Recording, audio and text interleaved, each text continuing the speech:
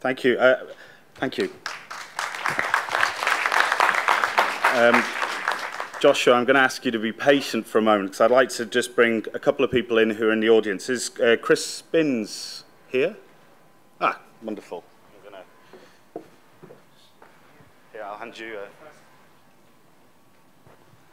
I can just offer a little bit of an insight from the Sydney perspective. Given that we're talking the policy stream this afternoon, I've got some comfort in going home in knowing that policy isn't resolved in every country in the world, that the chicken and egg conundrum isn't yet resolved in every country in the world. It's certainly not in Sydney. We've got some pretty sound emission reduction targets. We're looking at 70% reduction by 2030. And EVs are one of a raft of strategies to get us to that point. We've also got a big focus on LED street lighting, bringing light rail back into the city that was decommissioned in the 1960s. Our building retrofit program, again, will help us towards that target. But EV is one that we've been struggling with at late. We're in a bit of a policy vacuum. Our federal government and our state government just aren't enthused. They don't have anything in place. There are no standards. We have no incentive schemes at all for manufacturers. So it's making it a little bit difficult. But under the C40 banner as a city, we'll steam ahead anyway and we'll make it happen at a city level. We have achieved a few things. We managed to get hold of one of the first 20 Mitsubishi iMEVs into the country, which is a great demonstration thing to be driving around the CBD, just as a stimulant.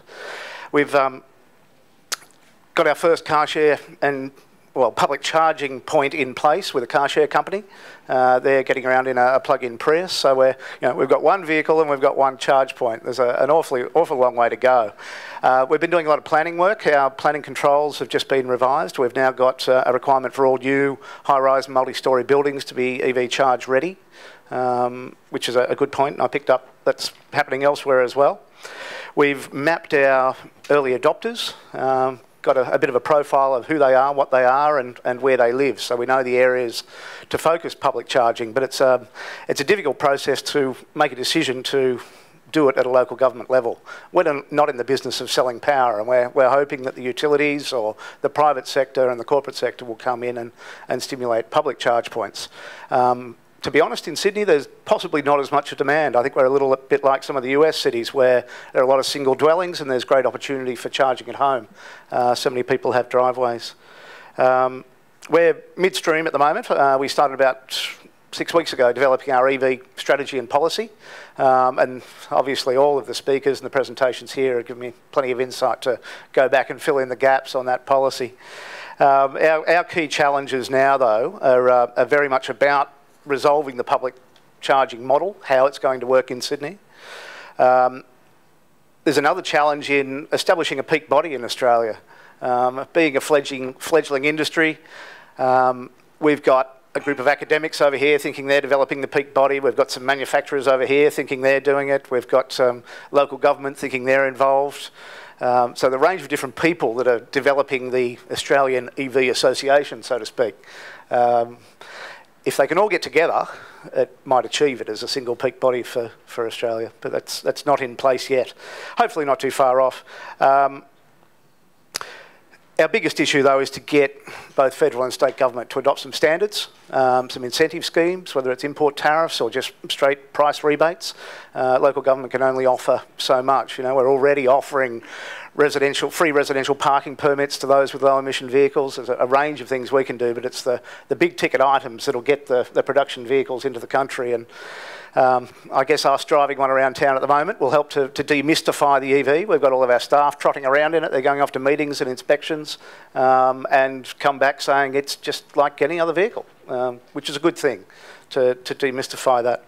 But look, I think the best thing I'm taking away from this workshop is the insights from other countries, the commonality in the barriers and the obstacles, which is going to help me out a lot. So I thank those presenters. Great, thank you, Chris. Chris, if you can keep hold of your microphone. Let's keep on with the cities at the moment so that the manufacturers can quietly listen and see whether they can bring these prices down further. I'd like you to pass it just to the lady. This is microphone management. That's it, to Miss Murakami from the city of Kyoto, who has a few words to say. From Kyoto City, I would like to introduce our electric vehicle sharing project. To achieve low-carbon society, Kyoto City upholds the implementation of walkable city as our municipal strategy, and it's intended to transform our mode of transport from private car into public transport, bicycle, and walk. However, when we think of citizens' real life, it's not very easy to turn away from private cars. So for now, we try to promote electric vehicles because of their low CO2 emissions, or promote eco-driving to use as less energy as possible. Kyoto City has launched EV sharing project since October last year. The city adopted and owns the electric vehicles and circulates them among citizens for their sightseeing or businesses use at no charge. The city purchased 5 iMeebus from Mitsubishi Motors Corporation as official cars, and 3 of them are for lease to citizens and businesses on holidays last fiscal year. This project has 3 purposes. The first one is to stimulate the purchases of EV by letting citizens experience with EV. The second one is to reduce the total number of automobiles by spreading the use of car-sharing system. The third one is to understand the challenge on the use of EV or infrastructure development for the widespread use of EV. Please, in this way, with the intention to gain publicity for our sharing project, we have our EV painted bright blue with the logo of Do You Kyoto, which means, are you doing anything good for environment? It's our city campaign. The sharing project had been operated until this March and attracted very favorable comments from citizens. For that reason, since this June, we have scaled up the operation and we offer 3 EVs on weekdays and 5 on holidays now.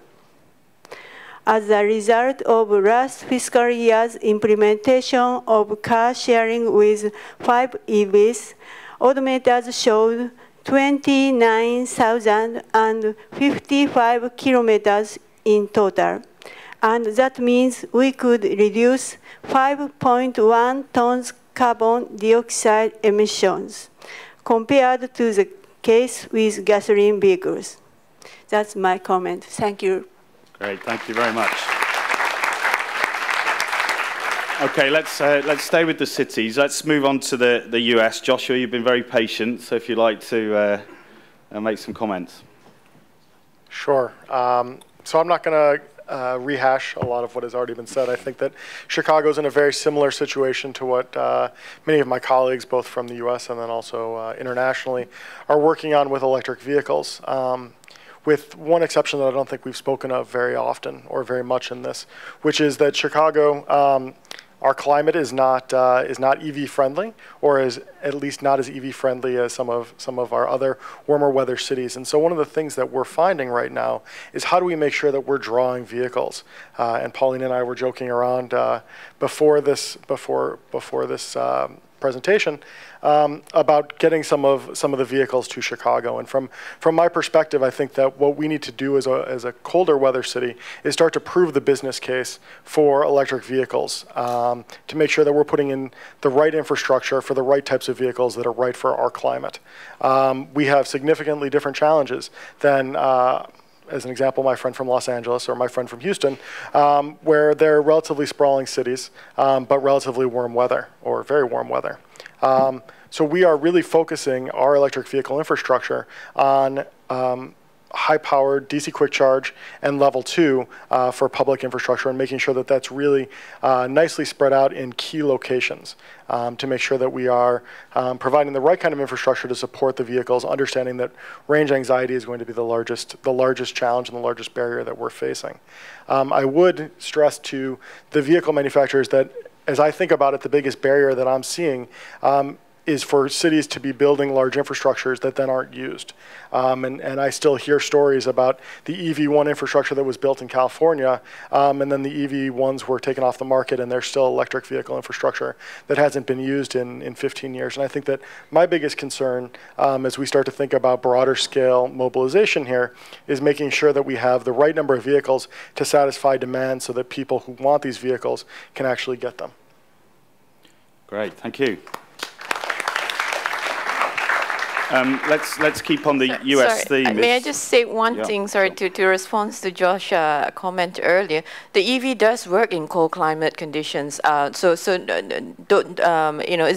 do have a cold pack that's going to come to the electric car, to the Leaf, except it's going to be 6 months after the first phase, which is not obviously ideal for Chicago, but it does work in cold climate conditions, just to clarify on that. Thanks, Josh. Are you suggesting Chicago is cold? Is that BYD too as well. usually for cold weather, we have the heating system for the battery. Okay. And even for the warm weather area, we have the cooling system for the battery as well.